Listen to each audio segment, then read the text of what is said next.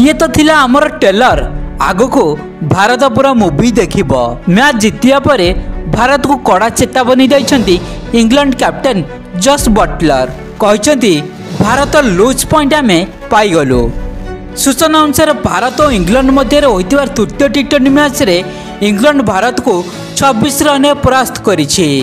England प्रथम batting करी 171 run Bharat को टार्गेट देइथिला।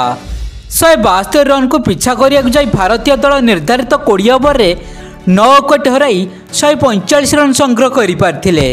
भारत पक्षर सर्वाधिक हार्दिक पांड्या 40 रन करथिला बेले इंग्लैंड पक्षर जामी ओवरटन 3टी और जोफ्रा आर्चर और ब्रैडन किच उभय 2टी लेखाएं विकेट नैथिले। तबे मैच शेष पर जस बटलर प्रेस कॉन्फ्रेंस रे कहिथिले आज पई आम दिनटी बहुत खुशी दिन। लगातार 2टी मैच हारला पर आज आम प्रथम विजय हासिल करिलु। जेतेबेले दल संकट रे थिला सेतेबेले लिविंगस्टन पाली को संभाळिथिले आ तांको पई आमे भारत आगे 172 रन टार्गेट दे पारिलु। अन्य पक्षरे से भारत को चेतावनी दे कहिथिले भारत को आमे अति सहजरे छाड़िबु नहीं। आज आमर भारत ट्रेलर देखिला आगु को पूरा मूवी आसीबो आ आमे ट्रॉफी नहीं निश्चिंत इंग्लैंड जीवु।